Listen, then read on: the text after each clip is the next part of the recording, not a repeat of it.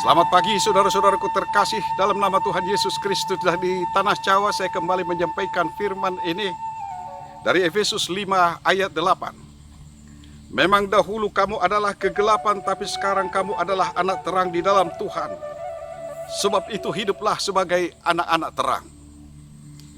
Saudara-saudaraku terkasih, Rasul Paulus mengatakan bahwa kehidupan setiap orang Kristen itu adalah kehidupan di dalam terang.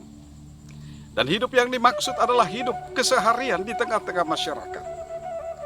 Pernah memang Tuhan Yesus mengatakan bahwa setiap Kristen itu adalah garam dan terang. Ia menjadi garam yang harus mengasihi. Ia menjadi terang yang menyinari sekelilingnya. Dan ia menjadi ragi yang mengkamiri, yang meragikan seluruh dunia dan masyarakatnya. Saudara-saudara, yang mau dikatakan bahwa setiap orang Kristen itu harus selalu hidup yang benar di tengah-tengah masyarakat. Rasul Paulus pernah berkata di Roma 12 ayat 2, janganlah kamu menjadi serupa dengan dunia ini.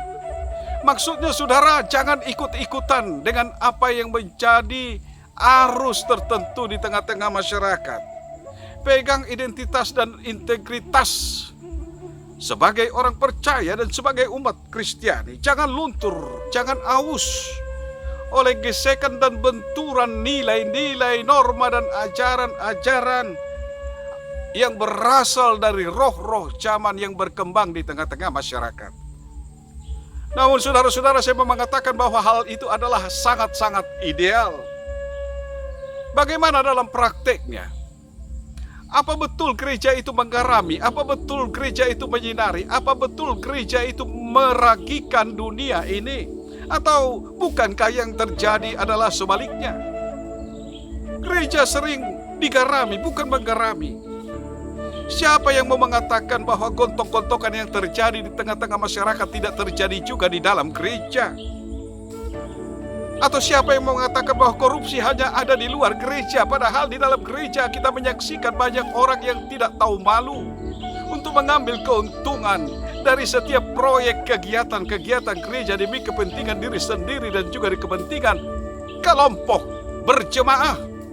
Siapa yang mengatakan bahwa di gereja tidak terjadi nepotisme, tidak terjadi paternalisme, feodalisme dan lain sebagainya? Saudara, apakah kita bisa menunjukkan borok mana yang ada di tengah-tengah masyarakat tidak terjadi juga di tengah-tengah gereja ini? Jadi bagaimana saudara-saudara? Dalam pergumulan itu sang reformator gereja yakni Martin Luther pernah mengatakan bahwa sesungguhnya setiap orang Kristen itu berada dalam kehidupan yang paradoks terus-menerus. Mau ikut dunia sepenuhnya tidak boleh, karena kita adalah anak-anak terang. Tapi sebaliknya, mau ikut Tuhan juga itu persoalan yang selalu kita pergumulkan karena kita berada di dalam dunia. Karena itu saudara-saudara, pesan Nats ini kepada kita pagi ini, kalau kita ingin mengikuti arus masyarakat, kita harus tahu batasnya. Ada batas yang tertentu yang boleh kita lakukan. Begitu kita merasakan bahwa kita lebih membutuhkan pengakuan masyarakat daripada restu daripada Tuhan, saya mau katakan berhentilah saudara-saudara. Stop, kita sudah sampai di batas.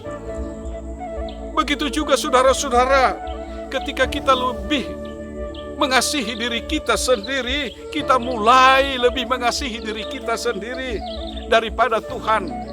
Misalnya saudara-saudara, kalau perlu mengkhianati Tuhan karena jabatan, karena pangkat, karena kekayaan, karena rasa aman, karena kesembuhan, karena keuntungan dan lain sebagainya, saya mau katakan stop, berhentilah.